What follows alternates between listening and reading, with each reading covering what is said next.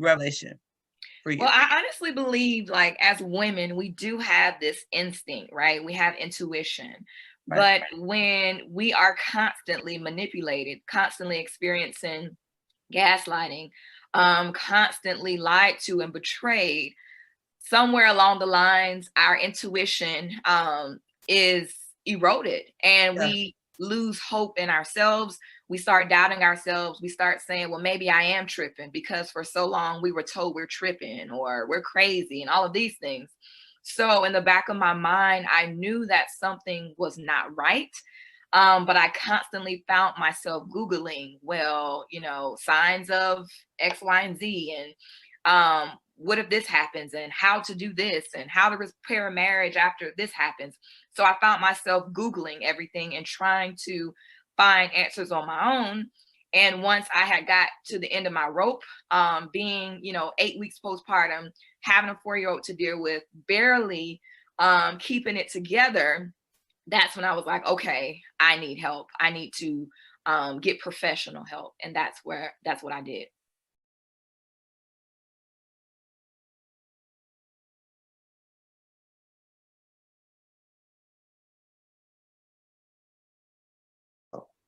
And you were broken. And that, to me, I had an enragement in me because, one, I didn't know you were going through this, not to that extent. And then two, I've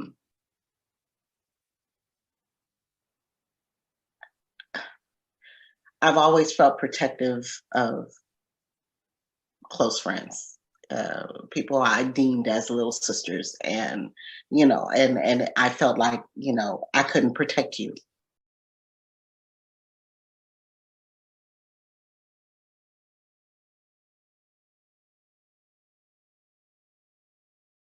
We were going to carpool, so we were still just making plans. And I did notice that he had something in his hand, but it was like mail. And I found out later that it was a gun magazine. It was different messages subliminally that he was sending to her quietly. So you think that she knew that he was going to do it? Absolutely. I Really? believe that she was afraid to be alone with him, 100%. And she just didn't tell me that.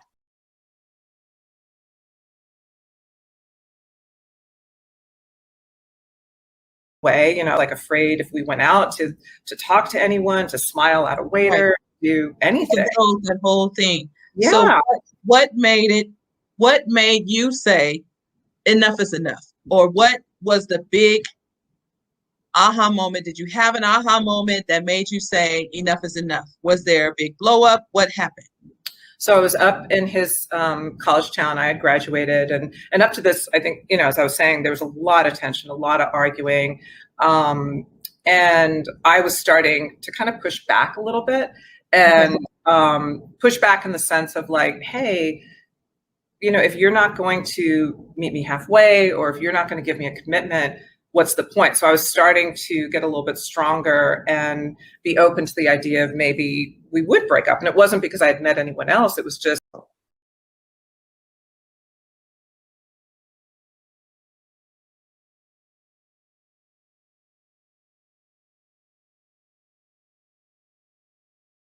Years. But one thing I do know, if you decide to leave these circumstances, is that you will be alive. Yeah. Yep.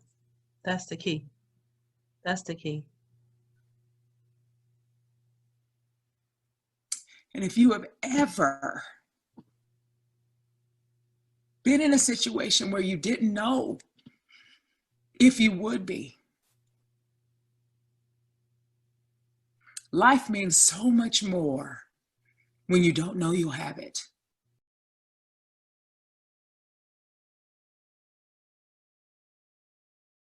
Under the radar.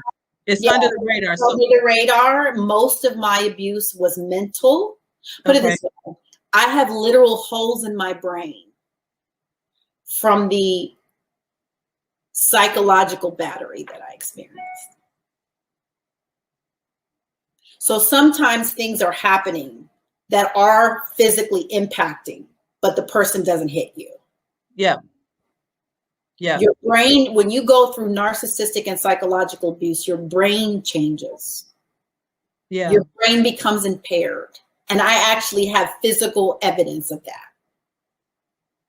Wow. It's like I have concussions. Yeah. If you look at my MRIs, it looks like I've had concussions.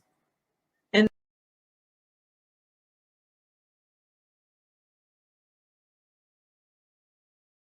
times when I was so done with being the sacrificial lamb, because that's really what it was. I guess there's a false sense of humility that you have to suffer for the cause and all that stuff. I think there was a time I never thought about being so low that I would take my life, but I thought a lot of times about I wanted him to see me not be there, and I wanted to see what his response was. Mm-hmm. And so, but I didn't feel like I would take my life. I just wanted to see what his response would be.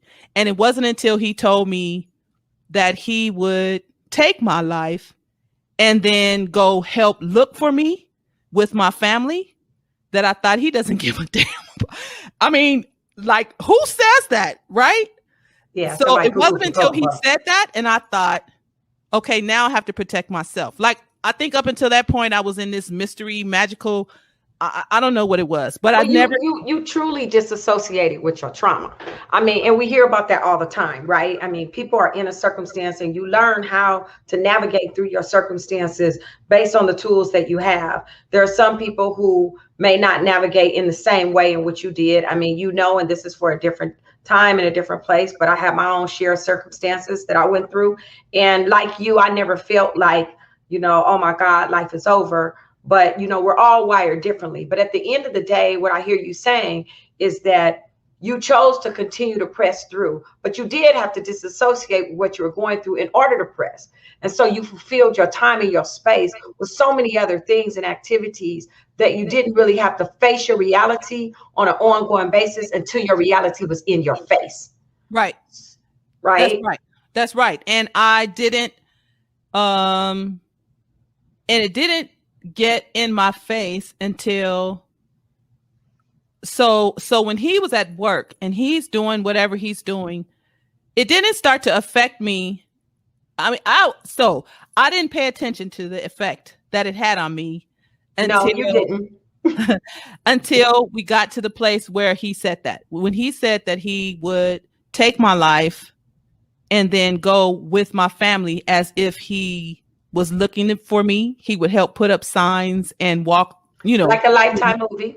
Oh my God. Yeah, so I those. think at that point, I realized, okay, this isn't, something's not right.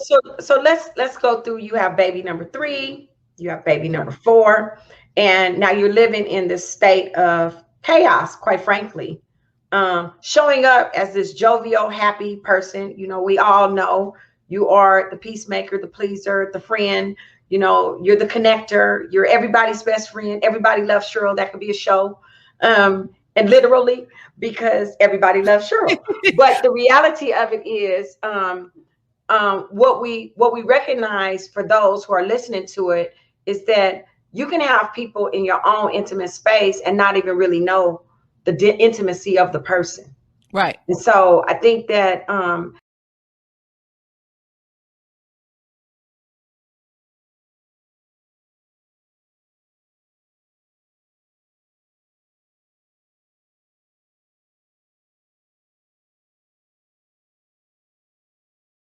years. But one thing I do know, if you decide to leave these circumstances, is that you will be alive. Yeah. Yep. That's the key. That's the key. And if you have ever been in a situation where you didn't know if you would be, life means so much more when you don't know you'll have it.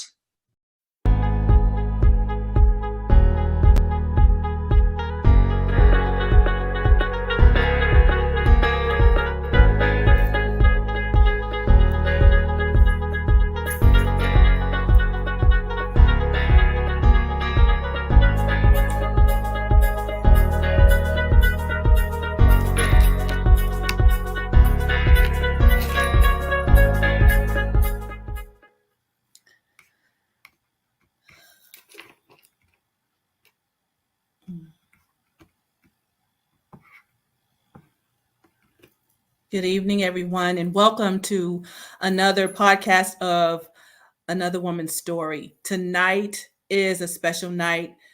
This month, if you didn't already know, is National Domestic Violence Awareness Month. And so Another Woman's Story has decided this month to have a month of podcasts, which means every Tuesday night at 9 p.m. Eastern, we will be live. We want you to share with as many people as you can. We want you to chime in on the conversations. If you're not on Another Woman's Story Facebook page, please go to that Facebook page because that's where we can see the comments in real time. But we have a couple of special guests tonight that are going to share. We're going to talk about obviously domestic violence, but we're going to also talk about stress and how we can manage that, how it affects us, how we can make some changes if we need to in order to live a better, peaceful life. So tonight, if you don't know anything about our organization, we are Another Woman's Story, and our organization is designed specifically to continue the conversation about domestic violence, to dispel some of the myths, to share our stories, our experiences, so that those of you who may be in that situation can glean from our stories of survival and recognize that you too can get out. If you need help, if you need to speak to someone, if you have questions that you want to ask, if you want to share this with a friend, if you just want to lend your support, we are here, and we are designed to just make sure that people know about this situation, that they're not hiding anymore, that they have the courage to come out and share. So tonight we have a couple of special guests. I would like to first bring on our first guest, Dr. Nicole. If you were here last week, she warmed us up with her meditation and conversation. So with that, I'm going to go ahead and bring her on. Dr. Nicole, hello. Hey, how are Thank you you? so much for coming again tonight. I'm good. Thank you very much. So we're going to talk about stress. We're going to talk about a couple of things, but Nicole's going to first lead us in a moment of meditation. So I'm going to let her have the floor, take as long as you like, and I'll pull myself out. So enjoy, everyone. Hello, hello, hello. Good evening. And, we're just going to do a little bit of meditation. It won't be long, but this is good in the fact that, it's kind of later in the evening. This should hopefully help you rest a bit better, kind of help you settle your mind, settle your spirit, and just, I don't know, calm you. So tonight's topic will be gratitude, right? And gratitude is one of those things where, sometimes when you can be in the worst of situations, but you got to try to find gratitude in the midst of that. And gratitude can be for something simple. It can be from, gratitude for just being alive. It can be gratitude for the birds singing. I mean, it could be more personal gratitude for the lives of, your children, whatever that is. But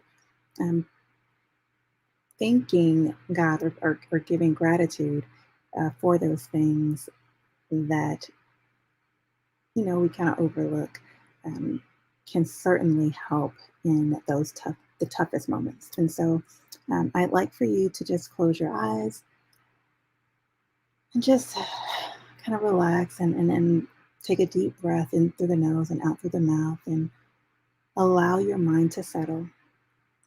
Allow your body to settle.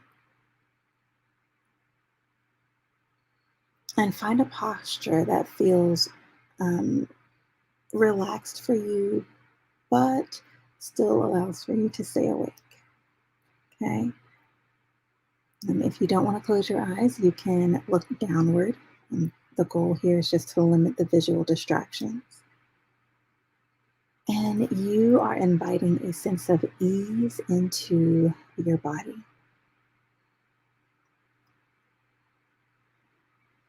And as you breathe naturally, in through your nose and out through your mouth, dropping your shoulders, relaxing the muscles around the eyes, softening your hands, relaxing your belly. I invite you to start to simply notice something that you're experiencing in the moment. It could be the gentle chirp of the crickets, or the beautiful midnight sky. Maybe it's the comfort of the chair that you're sitting in, or the blanket that you have nestled around you. And maybe just the simple wonder of pausing in the middle of busy life, day and night, to engage in this practice of gratitude. And so choosing one thing to notice, allow that one thing fully into your experience and appreciate something about it.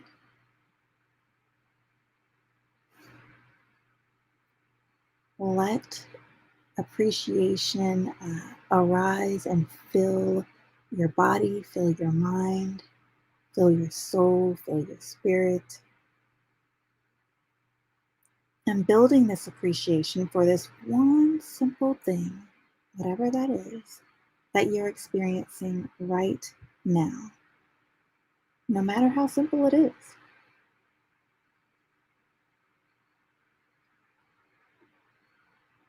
And now I invite you to shift your awareness to someone in your life who has supported your experience today in some way.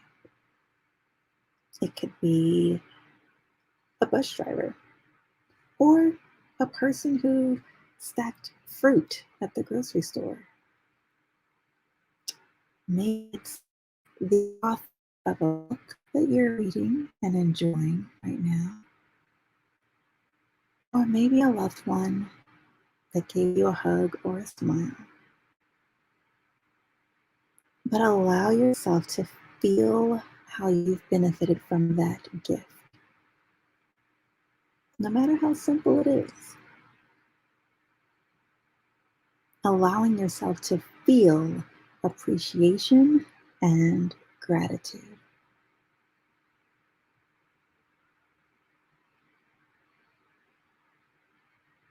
Bringing awareness to your body, to the fact that you're breathing in this moment that you've never experienced before, in this moment that you'll never experience again, but you're breathing right here and right now.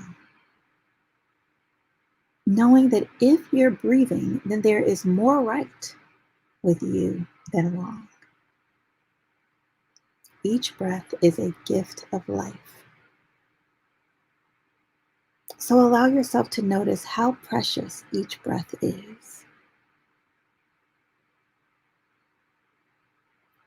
Feel the wonder of your body breathing. Feel the appreciation for each moment.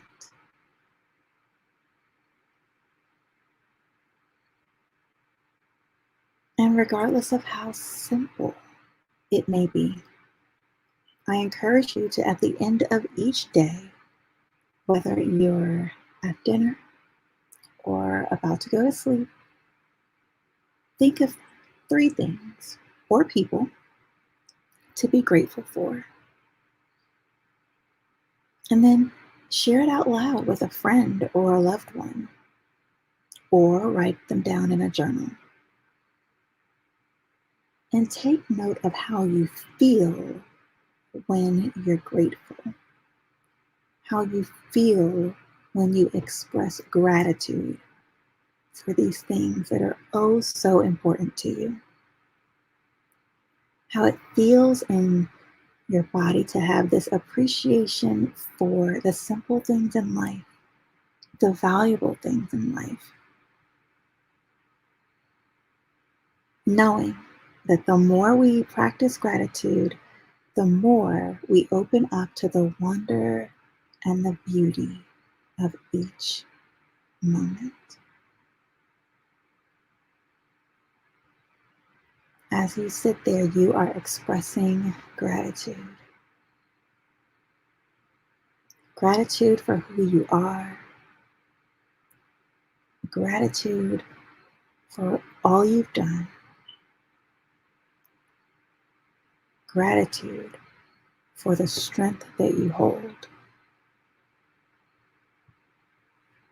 Gratitude for the gift that you are.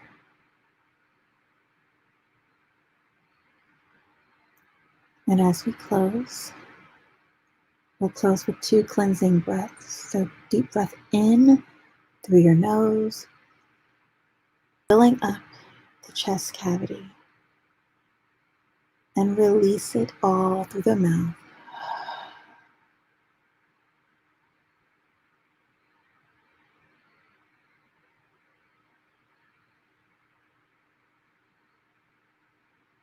And our last breath, nice full deep breath in through the nose,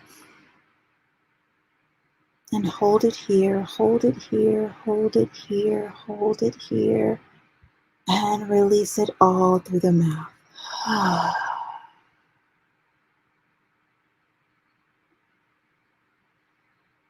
Gratitude.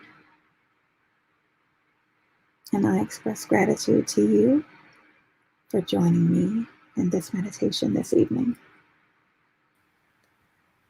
Thank you so much. Thank you so much. That My definitely helps us to open up. We've got a lot that we need to be grateful for, and so that's just the beginning. So, Nicole, if you have the time, I'd like for you to hang out for a little bit.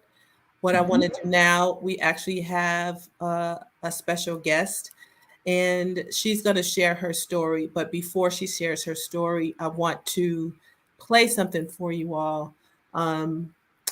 You'll actually hear another young lady share her story, and I wanted to bring Kelli on. Kelli, I'm going to bring you on after the clip. And so I wanted to play this clip for you. I just want you guys to take a listen, and we're going to talk about it. So if you're not already sharing this with your friends, you definitely want to tune in to hear this young lady as well as Kelli. I'm going to share my screen really quick. So I'm going to move myself from the screen. So give me 1 second. And you should be able to hear this momentarily.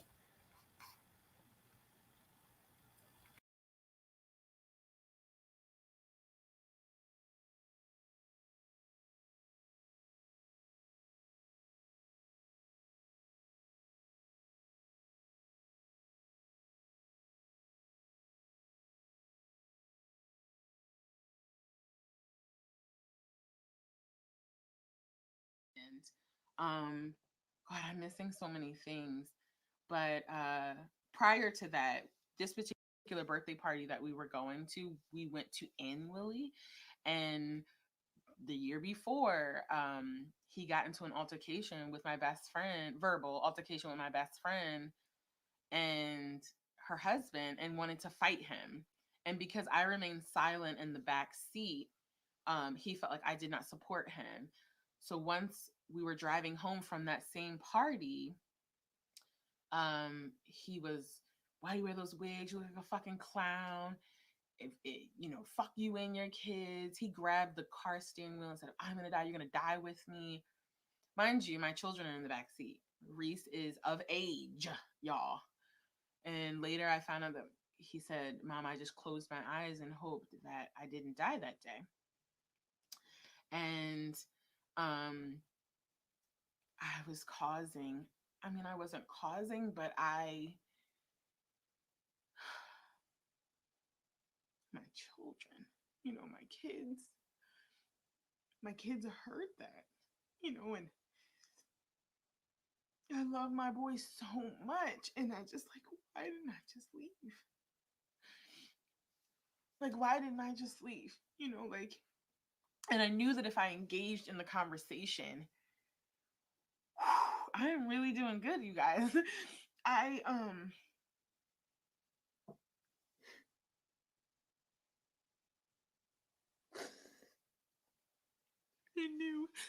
knew that if I engaged in the conversation, he could have killed us. He could have killed us on that highway. And it would have been my fault. It would have been my fault that my babies didn't live a long life, essentially, right? No, mind you, I never told anybody. I never told anyone what we've been through. I had one friend, Peter, who I told, or I alluded to some of the behavior, because one night, the night that he flipped that chair on me, Reese was staying, the bed on top of me. Pierce was asleep in the living room, and Reese was at a friend's house, and he kicked us out. He kicked me and Pierce out. I ran out the house barefoot with my son. I stayed at a Red Roof Inn, and then I moved in with my friend Peter for a week with my children. I did.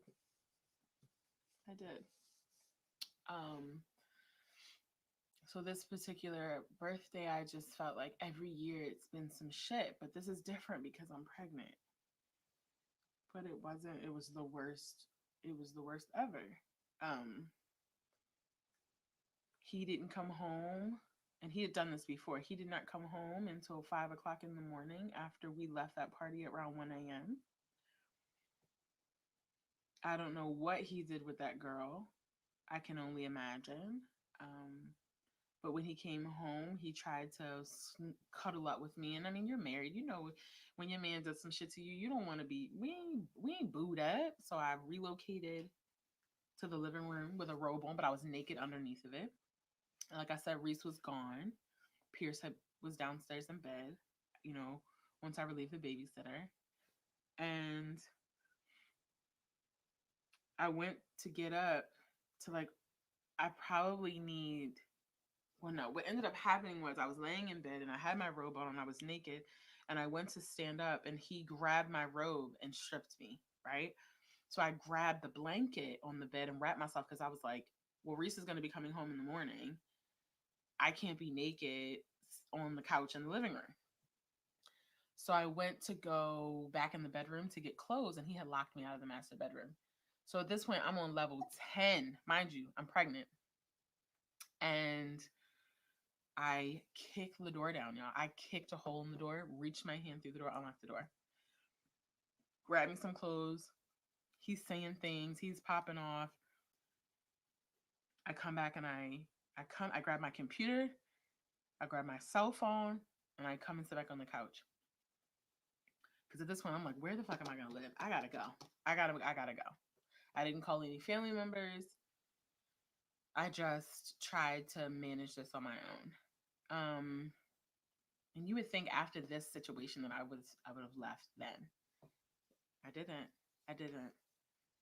So we're 4 years into this relationship, and this happens. He knows I'm pregnant. He storms out of the room because I've triggered something when I bust the door down. Essentially, I bust a hole in the door to get into the master bedroom. And he gets this close to my face and he said, I will fucking kill you and Pierce. And I believed him, because he threatened to kill me before. So I called 911. And when I called 911, I don't know if it was, I don't know. I mean, I believed him. You know, he had told me what he did in the military. He had told me the things that he'd experienced and that he's done. I thought he would kill me. I thought he would kill my son. So in calling 911, I'm screaming, please help me, come get me. I'm shouting my address. He's threatening to kill my son and myself. And he grabs my cell phone and hangs up on the police. We live in a very white town. And I hate to say white, but it wasn't middle class. We lived in a prestigious neighborhood, and the police wasn't going to play. And And I hate that underserved neighborhoods are a little bit more delayed in these type of responses, but I knew what I was doing by calling 911. I knew that I would get immediate help. So he's fighting with my phone. He's taking my cell phone. We're fighting it like this. And you know how, like when you hold the iPhone a certain way, like it emergency dials out to like first responders. So they sent someone. But in the midst of me fighting over my phone and trying to run out the house, but also thinking Pierce is downstairs, so I can't leave the house. He's literally beating me up. He's punching me in the face. He's kicking me in my stomach. He's choking me, and I thought I was gonna die. I remember looking up at him and saying, "It's me. It's me. Why are you doing this to me?" Slammed me up against the wall, dragged me across the living room floor. Mind you, Pierce is downstairs. I assume he's sleeping. I don't know. He was only 5. Yeah, he was no. He was 6, maybe. I don't, maybe. And yeah, the police came, and my ex was fairer than me, so he has some scratches in his under eye, and he threw me in the shower. Get in the shower. I had a weave in my hair. He had pulled the weave, so I am bald in certain areas of my head to this day, and probably why I'm so obsessed with wigs, because of the insecurity. The police come, and he throws me in the shower. So then I hear someone knock on the door. "Ma'am, can we come in?" I said, "Yes, can I get dressed?" "We're gonna let your husband come in and help you get whatever." I don't know why they did that, but no, because he was sitting on the couch. So the police knocked on the door. I said, "Well, let me get dressed." And at the time, he told me I had to put a cap on, right? Later, I found out he was doing that because I had black eyes. And I may be dark skinned, but bruises happen. So cop is asking me, "Did your husband put his hands on you?"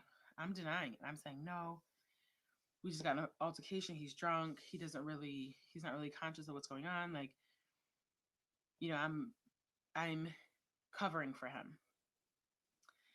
Police asked him if I was physically assaulting him, and he said yes. He said, "She gets wild sometimes." And she was not happy with me. And because in the state of Washington, if there's physical, what is it called? If they can see that there's a scar or scratch on you, it could be a scratch, they can arrest you. So he lied. They saw a scratch, a defense scratch, a scratch. And they locked me up, y'all. They locked me up. And the most horrifying part of it is that I was born and raised in Baltimore, and I had never been in trouble in my life. And for the first time in 35 years, I had handcuffs. I had handcuffs on me.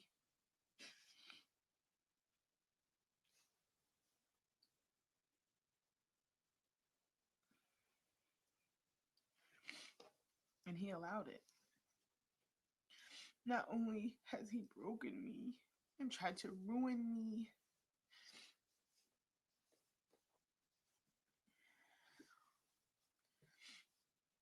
I was now being sent off to jail for loving a monster.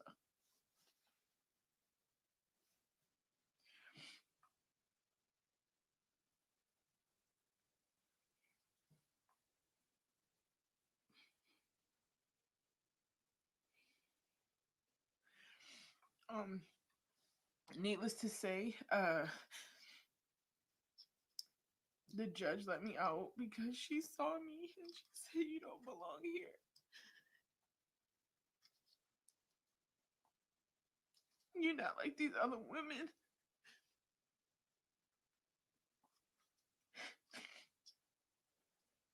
You're not You're not supposed to be here. And he showed up in court.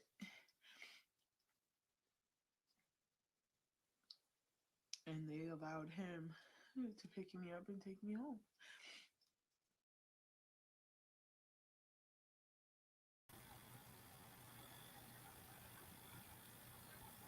So many thoughts are running through my head, right?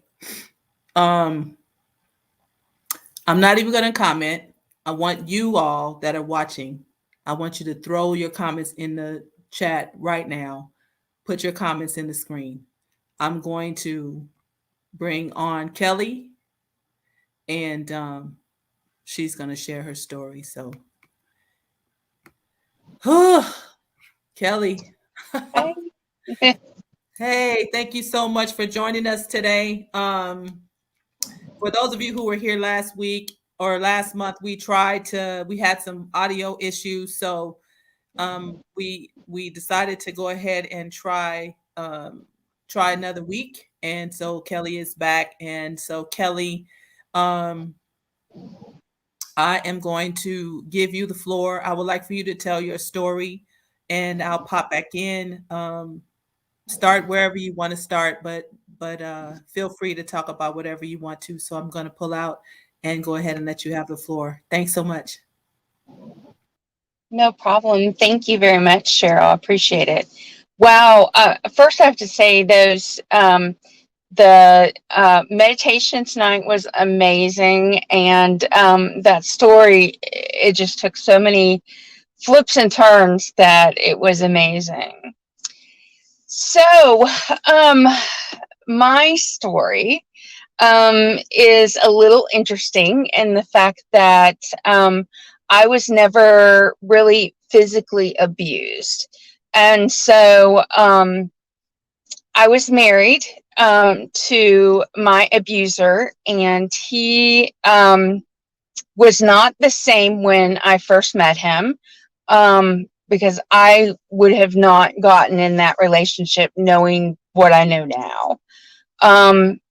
He got sick, and physically sick, and actually I think medication kind of changed his way of thinking, and he became extremely possessive. And when I mean possessive, I mean like extremely possessive. I couldn't go to the grocery store by myself. I couldn't, I couldn't cut my hair. I couldn't, wear makeup or feel, good about myself. And we ended up having a daughter in this process. She was a foster child that we adopted, and she was amazing. But I saw in her the fact that she was being trapped and couldn't do anything. We lived close to the ocean, and we couldn't go to the beach. We couldn't go anywhere. We couldn't do anything. And it was very difficult. So I tried to work with him and give him all the chances in the world to change or go and get help. And he just didn't believe me. So I took out what's called in my area a 50B, B as in boy, which is basically a protection order. And I left the house with my dog, and my daughter was somewhere else with family. And I decided to, have the sheriff come to the house, and they escorted him off the property. And then I ended up staying with my father that night, just for safety recommendations. And then I went back to the house and went through the whole process. My 50B was not upheld, mainly because I had a public defender attorney, and she didn't really portray the case, and you're not supposed to really talk in court to the judge. You have to have your attorney do that.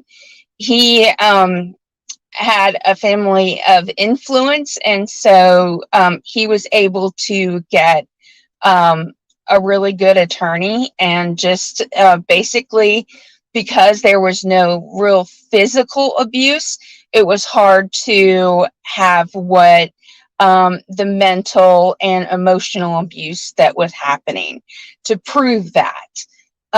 So the 50B was not upheld, and I then had to figure out what to do after that. And I found the abuse center in my county, and they were amazing. There's amazing support groups out there that a lot of people don't know about. And I started to attend those support groups on a regular basis, and I was able to go through that process. They were able to explain to me what gaslighting was. They were explaining the power and control wheel, and the equality part of that, what a relationship should really look like with a person, and what you should be doing with them. I also was able to find out that there was a world outside of my four walls. I could open my blinds during the day. It was an amazing feat. And I remember one quick story where I didn't have my daughter. So I was like, you know what? I haven't been to the movies in a really, really, really long time. So I decided to go see a movie, and I walked in with amazement that the movie theater had changed. They had reclining seats. They had assigned seating, and the sound, everything was completely different. I remember calling my sister right before the movie started and said, when did the movie theater change? And she was like, oh, Kelli, that happened years ago. And I dawned on me that I had missed out on something that was just such an everyday occurrence, where people were going and doing things in life that I couldn't do that, and I couldn't be part of that. And that kind of was a wake-up call for me, and I was able to move forward, and I made steps of, now I've been to the beach several times with my daughter. We've been able to go through a car wash and have her experience the pink and purple bubbles. And I've been able to, live on my own and feel safe, and have, a backup plan always in your head of anything that would happen. And to end kind of this story, he did go and eventually seek help so that he could have shared custody of our daughter. And he has definitely changed in that. And we co-parent very well, which is very unusual, but we do it. And we have boundaries, and he knows he can't push me, and he can't be obsessive about what I'm doing or what's happening, or if our daughter is with me, things that we're doing, going to play dates and playing with friends and all that stuff that she does. This year she's starting horseback riding lessons and absolutely loves it. And, that would not be something that he would even be open to years ago. So it's good that we're at this point in our lives. And I respect, what he does with her in his home. He still, has some tendencies of taking himself out of life in public. But when he has her, he does not do that or tries not to do that. And I appreciate that in the fact. And, so I'm able to still communicate with him. Now, don't get me wrong, he still irritates me with a lot of things, but I'm just a stronger woman now that I know that there's a life that's out there. And I just want to say that I encourage any of you that are on that tipping fence post, not knowing what you're going to do or how you're going to take that first step. Seek help in your counties where you live. Most counties do have a shelter of some sort. So if you do have to leave, make an exit plan for yourself and take that first step, because I will tell you, it will change your life forever.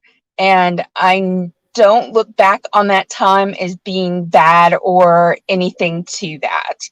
And I really appreciate what I've been able to spend with my daughter and experiences that we've been able to do. Kelli, so I have a million questions. Okay. I'm gonna let Nicole. I know you have limited time, so I'm all over the place right now. First of all, I do want to say I thank God that you're still alive. I thank God that whatever you went through, the details that you did not share, that you're still here to tell the story. That's the first. But one thing I remember from the conversation that we had was a piece that you did not discuss tonight, and I want to talk about that, and that was the fact that your physician kind of helped you navigate through that. Can you just share that a little bit? Yeah. No, I forgot that part of the story. So I went to just see my regular doctor for just a year checkup, and he looked at me and he said, "There's something else, isn't there?" And he could just tell in my face that I was not the same, that I was scared, I was fearful. My ex-husband was in the waiting room, and I was just fearful of everything. And he picked up on that, and he just outright asked me a bold question and said, "Are you being abused?" And I was just taken back that he was able to pick that up, because no one else in my life, my family or anyone else, was able to pick up, because I was hiding so many things. So without his intervention, I don't think I would have known about the abuse center. I wouldn't have been able to step out and make the decision that I made, which is the better decision for my daughter and myself and going forward. So how did he navigate that information to you with your husband in the waiting room? Did he tell you, he wrote it on a pad? How did you guys communicate at that point? Because I'm sure going back to the doctor wouldn't have made any sense if you had just left. Yes, exactly. So he actually got on the phone in the room, because my ex was not in the room. He was in the waiting room, and called the abuse center and made an appointment for me to go and talk to a counselor there on a time that he would think I was at work when I really wasn't.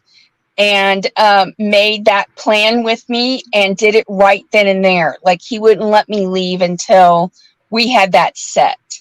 And then I remember him also knowing when that appointment was, and calling me a couple of days later personally to see how I was doing.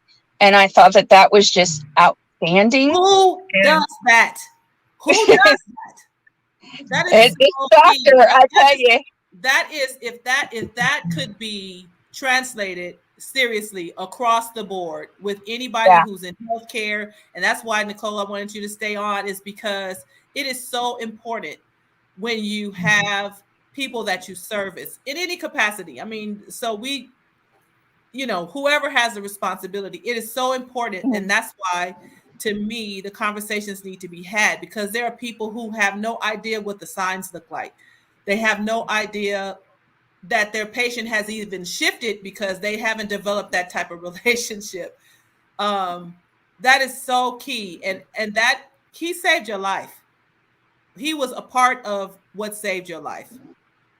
Because to take that type of a bold step and do it right now is so important, that once you recognize that somebody's in a situation, it has to be done right now, because there's a life or death factor that is weighing in the balance. And if it's not handled, it could have made a difference. And that doesn't mean that he would have escalated. We don't know. Thank God we don't know, right? That was just, that part for me was like, I had to make sure that you shared that. And Nicole, I don't know if you have any feedback with regard to that as a health professional. What, if anything, you have to glean from that conversation?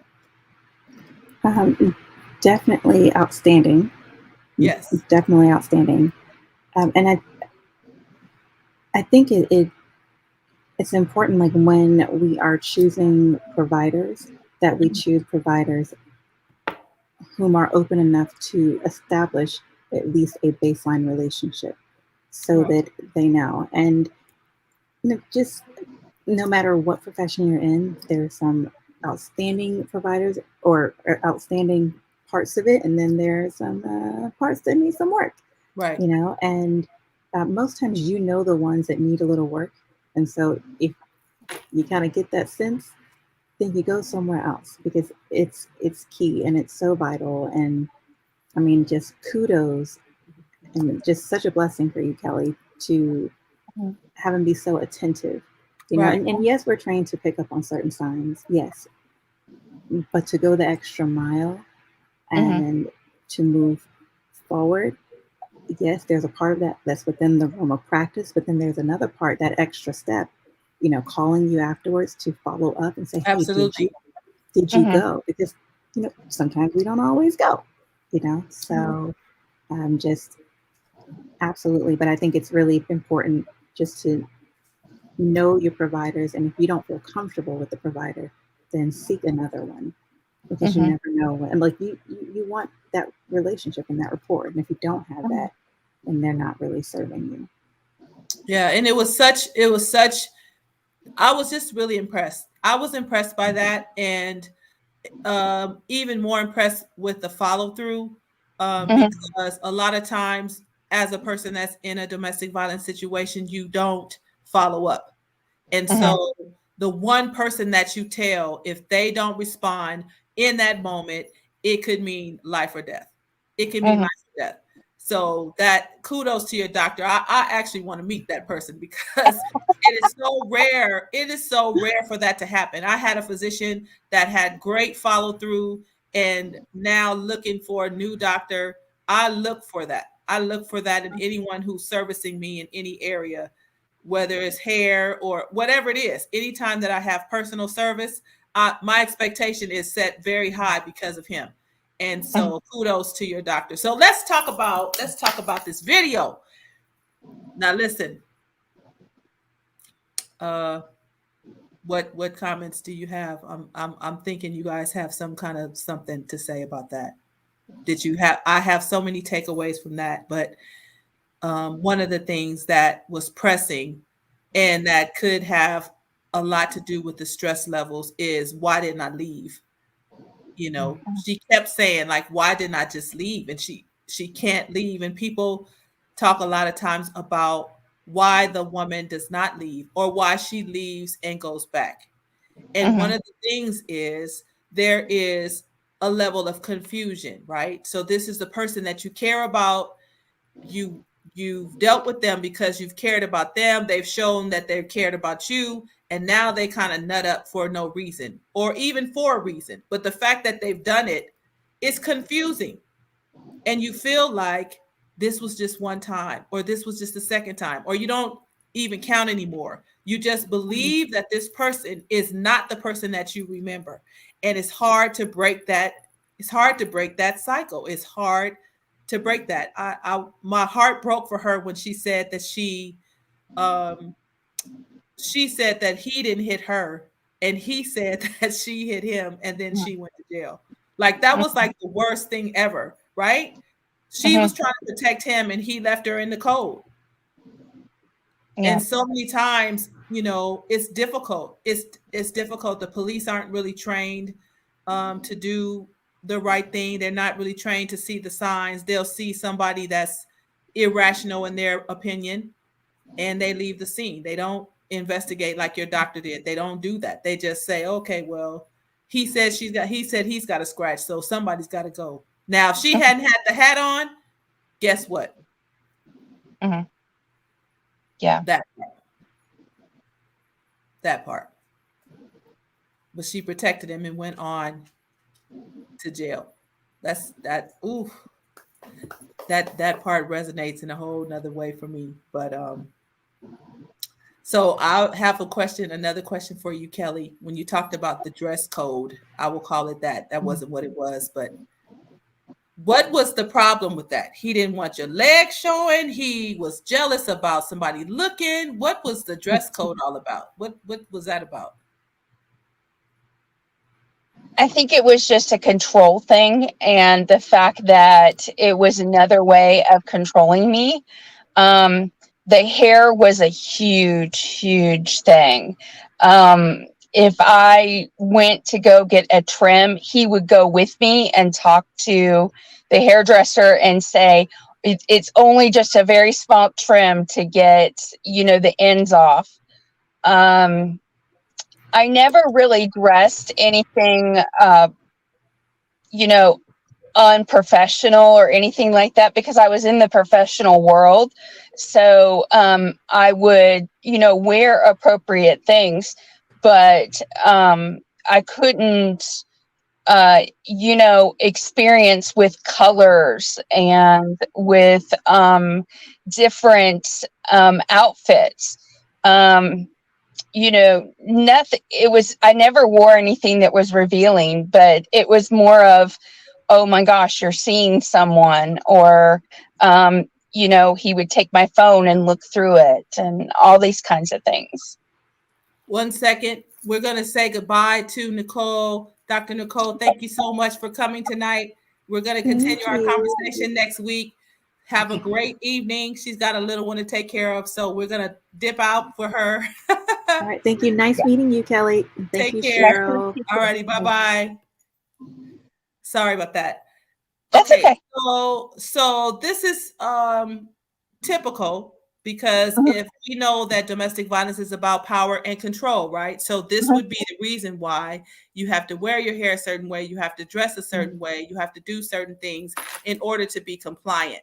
Did you feel like this was something that hampered your self-esteem, or you felt like you loved him, you could just do whatever, it didn't really matter? Were you conscious about that?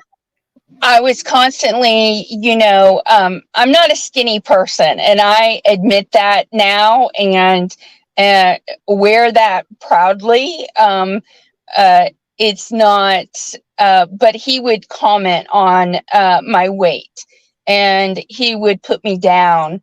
If he ever saw me, trying to talk to a neighbor or anything, he cut off all friends. He cut out my family quite a bit. He wouldn't let me talk to them without him being present and things to that effect. So it was just very, the controlling got extreme at some points where I couldn't even, text my own sister. And that brings tears to my eyes because I love her dearly. But I think she knew something was going on, but couldn't really say anything because she was afraid of what he was going to do. So so he would check your phone? Is that how he knew you were texting her? Yeah, he would check my phone. He would take my phone and look at it and go through it and see Every who day? I had called. Every day he would do that? Oh yeah, frequently. So you were never afraid of him. You were just intimidated? I was intimidated, and he would threaten me, as in saying, "Oh, you're not a good mother, and I'm going to take your child away from you."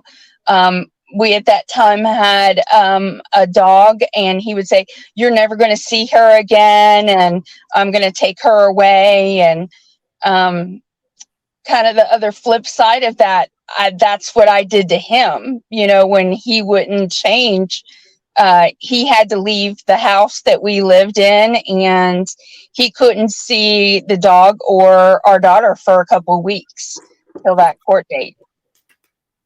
Wow. So it's just really interesting, the different states of how the different states work with regard to the domestic violence rules, right? So Yeah. I'm not sure how we can get the states to be the same, because different things happen in different states. There are some states, like here in Georgia, if you want to call the police and they have not seen physical interaction or altercation, they're not necessarily going to allow you to file a restraining order. But in California, if somebody looks at me with a threatening look, then I can file a restraining order. So it's really interesting. And I remember having a conversation with one of the advocates when I first moved, and we talked about the laws in different states and such. And I said something about in Georgia, and the advocate told me, well, if there's no physical interaction, then you can't, the police won't file a restraining order. There has to be some kind of physical altercation. And I said, well, sometimes the first time is the last time.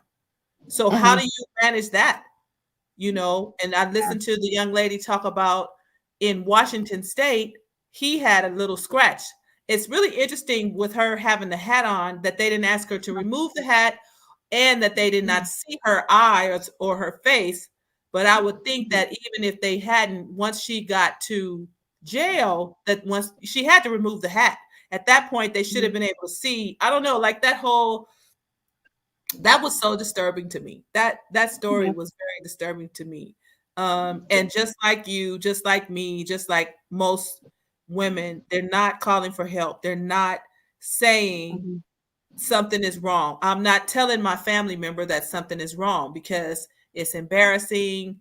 I'm already down on myself for making a mistake or feeling like I made the mistake in picking this person. So how did you feel about that when your family finally found out? Did they say we knew all along, or what was their response? They said, my sister said she kind of knew something was up, but didn't know how to approach it with me. My dad basically said that he kind of had some suspicions of certain things, but didn't want to interfere or anything to that effect because I was an adult, and he figured that if I was in a bad enough situation, I would have called him. And I think there's a little bit of guilt in that, with him. And he's worked through that, and we have an amazing relationship now. And I, of course, have an amazing relationship with my sister. And they've heard the story. I've told them the story. I've given them the raw details that I don't always share with people. And they know what has happened, and they've actually been part of my experiencing the world again.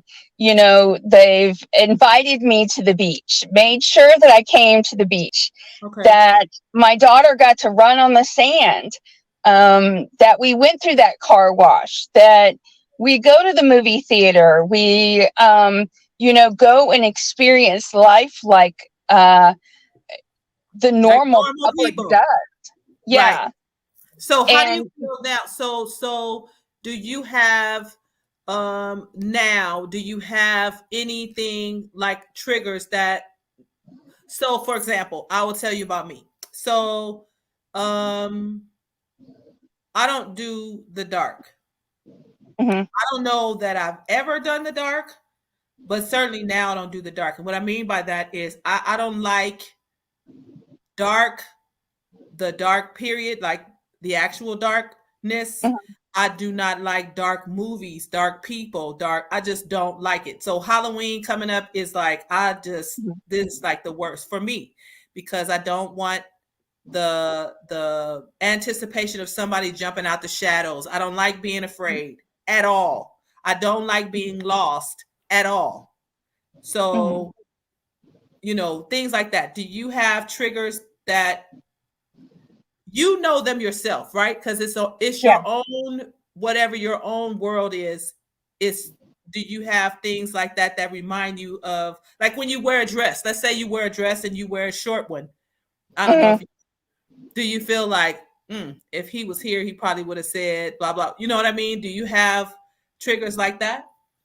Yes, I do, but they have to do around mainly him saying certain comments still to me, and me speaking up and saying, hey, this is not cool. I don't like this.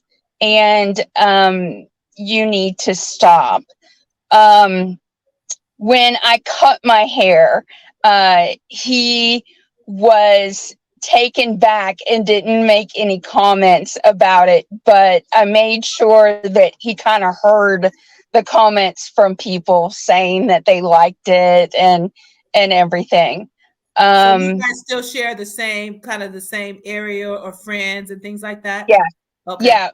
No friends because he wouldn't let me have any friends. I have new friends now that are amazing, but yeah, we live within 15 minutes of each other, and he has my child every other week, and so Okay. there's 1 week on and 1 week off, and we co-parent as needed around that. um you know, if she needs me because I'm her mother and she's getting to a certain age, then she might need me for something, and I will go over even though it's not my time with her or anything to that effect. So you guys And know where each other lives. There's no, like, you're yeah, not worried. there's no, And he hasn't yeah, expressed anything to let you think that maybe he would come looking for you, or like when you guys start dating, or I don't know if you are, but how does no. that work? Has that, you haven't crossed that bridge yet? I have not crossed that bridge yet. And it's because I need to heal myself Very, before I get into another relationship. very good. And I have some very hard and fast rules about that. The person will never meet my daughter. I'm sorry. I'm just not going to portray dates through my daughter's life at this current time Right. in her life. The other reason, main reason for that is because she would go back and tell her dad, and I don't really want to deal with his opinion on that issue. So if I don't involve her, then he has no say so. So this is what Um, I'm thinking. This is what I'm thinking because I hear what you're saying and it makes sense, right? But what yes. I hear is it's almost like he's still kind of in the same place. Mm-hmm. Even though you've moved, you know, out, you've moved on, you're doing your life. It's almost like he's still in the background. It's still, there's a possible, like in the back of your mind that never goes away. That's the thing that's the one thing. It's like, even if you've both moved on, or even if you've both, just like in your case, you've decided to co-parent, there's always that thing in the back of your mind that goes, I don't know.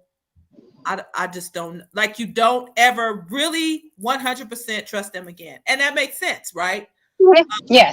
I had a guest on the show, and she said that her ex-husband told her, I'm going to give you this divorce, but you'll never know when I'm going to pop up again.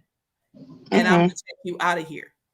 And even though she moved on, she did her own thing. She said it didn't matter where she was. It didn't matter if she was on vacation. It didn't matter whatever she did.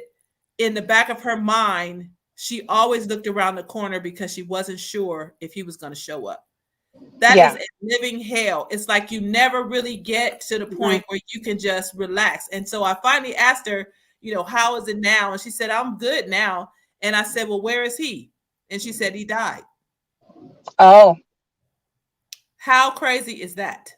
Yes, most definitely. Crazy is that you have that's what you have to wait for? I mean, she didn't wait for that. She got married. She still never, she said he told her, the moment you relax, I'm coming to get you. The moment you relax. That's just like, so when I hear you talk about that, that's what made me ask the question, is because even in your dating or in your future and whatever you decide to do, it's always like in the back of your mind that there's a possibility that. So that's the part. So right now, though, you're good. You're not working with him. You're not afraid. You're thriving and striving. Okay, that's excellent. Yep, but like you said, I always have a backup plan in my head.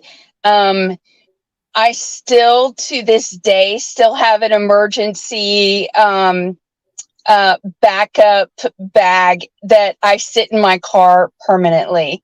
And it's got like some things for my daughter, some food for my dog, things that I need, some backup medicine or anything like that I need, a change of clothes, a toothbrush, once you go through like that. Once you go down that path, you never really settle. I mean, you're settled, but there's always an escape plan. There's always if this doesn't, then I have, you're not going to catch me in that situation again. So that's a smart way to be, quite honestly, but it's also a non-relaxing way to be, right? Because you're always a step ahead. So how do you stress these days? How are you doing that? I still do what I feel makes me pretty and attractive to myself, and I do a lot of things that I would have not seen myself doing.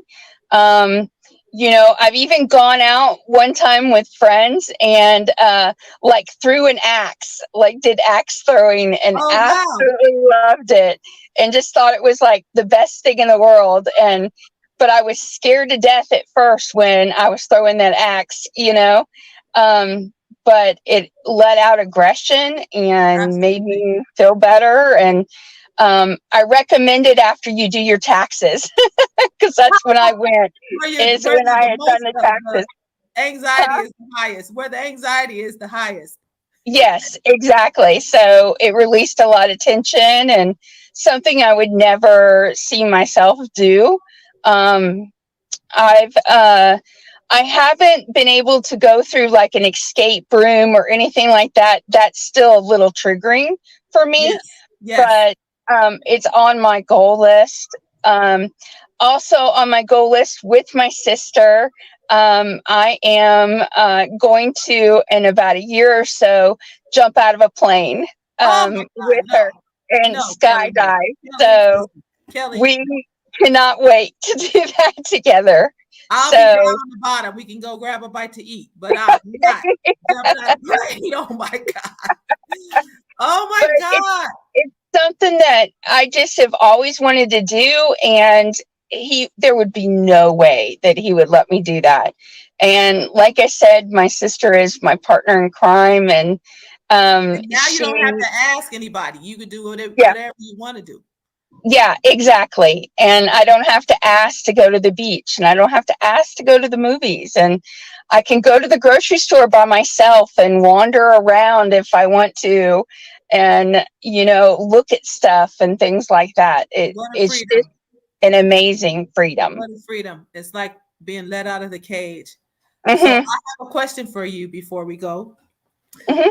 You had, well, I have two questions. The first question is, what do you think would have been the most helpful when you were going through that would have helped you understand or navigate your journey a lot quicker in terms of getting to the other side?